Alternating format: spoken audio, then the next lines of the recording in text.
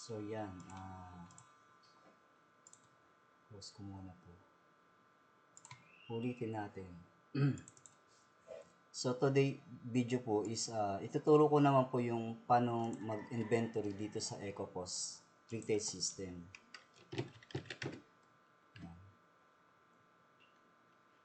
So once na nag-appear po yung entire interface ng EcoPOS, punta lang po tayo sa inventory.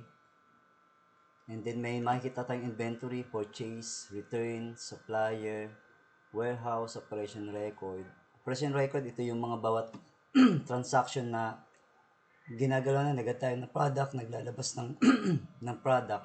Yung po yung sa operation record. Then inventory editor, ito naman yung nagpa-finalize na ilan ba talaga yung nagiging bilang natin ng mga stocks natin para ma-correct lang niya. And then yan. So, dito makikita nyo naman po yung mga stocks natin. So, napapansin yung stocks natin. May mga zero, may negative. Kasi bawat, pag ang trabaho kasi ng ano nito, kasi kapag wala kang stock, nagbebenta ka, nasa inyo eh. Kasi may magpa-pop up naman na sa stock limit na wala ka ng stock eh. Kaya kapag tinuloy mo, magne-negative. Ganun ang mangyayari.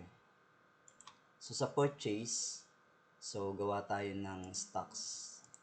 So, yan. Dahil ito, zero kasi yung stocks niya. Kaya lalagyan natin.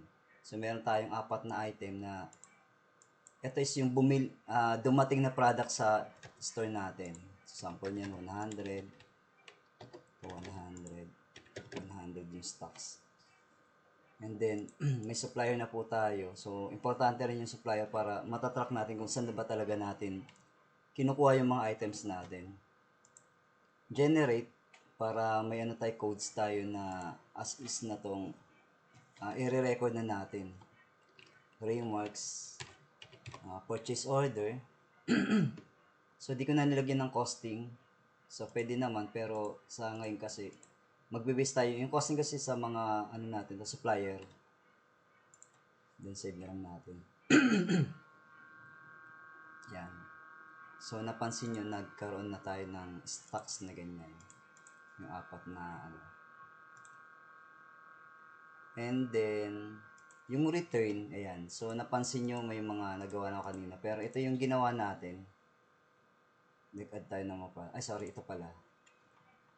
So, sample kasi nitong return is may mga product tayo na back order, yung kumbaga expired na o di kaya na sira na ano natin, ibabalik sa supplier. So, kailangan may mga tetag tayong return item. So, sample nyo, dito sa dalawa na to, may 10 na ibabalik natin. Yan. Then, remarks, BO.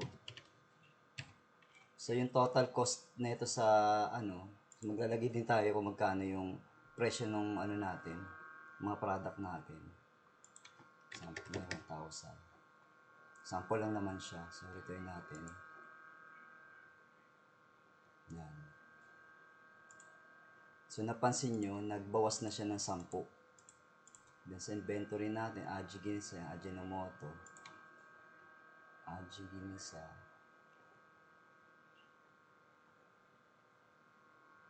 So, marami kasing Aji. Ajinomoto, yan, 90. Aji Ginisa, 90 na lang din siya. So, nagbawas na sa stocks. Yung warehouse, kung may mga warehouse po tayo, so, dito lang. Ang trabaho lang naman nito, para yung mga stocks mo, pag puno na sa store mo, ito yun eh. Kumbaga, madedetect mo lang kung nasan ba yung mga product mo pa. Kadalasan mga grocery ginagamit ko. O sa mga pharmacy, parang hindi no need na ata to kasi kadalasan wala naman silang warehouse. So, operation record. So, dito lahat ng ginagawa natin, purchase ka, mag-return, dito mapupunta sa operation record. So, ayan, bumili tayo ng product, nag-PO, nag-back order tayo. Yan, nakikita. PO din, back order, yan, yung mga items. Inventory editor, ito na yung finalize nga, yung sinasabi ko po na, kunwari itong stock talaga na ito is hindi naman talaga 10. Sandan para bilang lang.